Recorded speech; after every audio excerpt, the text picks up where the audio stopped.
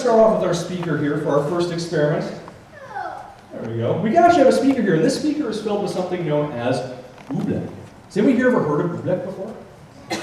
Well, this is actually comes from Dr. Seuss.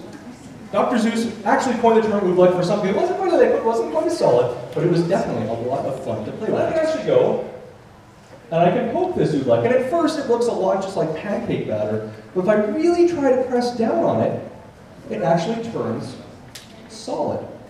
So that's the cool thing with Oobleck. It looks like a liquid, but if I go and poke at it, or if I try and go move it around, it gets perfectly solid. So that's what happens to our Oobleck just when it's sitting there. But what about if we try and actually run a sound through it? There we go. There we go. We can see something that started out as something that looked a lot like pancake batter really starts to bounce around a lot when we actually run some vibrations from our speaker right through it. In fact, it's actually almost so solid now, I can go and just pick some of it up with my hands. See it flopping back down there as soon as I let go of it.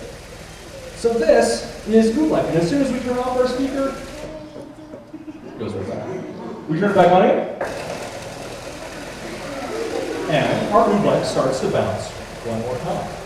So we can see that these vibrations that we're making can be extremely powerful.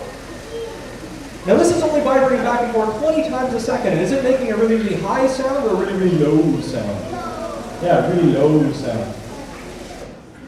Just back that up, nicely done. And Oobleck is actually something that anybody out there can make for themselves. All it is a little bit of cornstarch, a little bit of water. In fact, 2 parts cornstarch, 1 part water, you can make your very own Oobleck. Now this is probably a good thing to let everybody know about, is that Oobleck is a little messy. In fact, it's a lot messy. You can see there's a little bit on the carpet, there's some over here, there's a little bit on my lab coat. So if anybody out there wants to make Oobleck for themselves, you are more than welcome to. It is a whole bunch of fun to play around with. Probably best to do it in the kitchen though, or over a sink, or outside if it's warm out or something like that, because it can get pretty mucky. Not something you want to get over like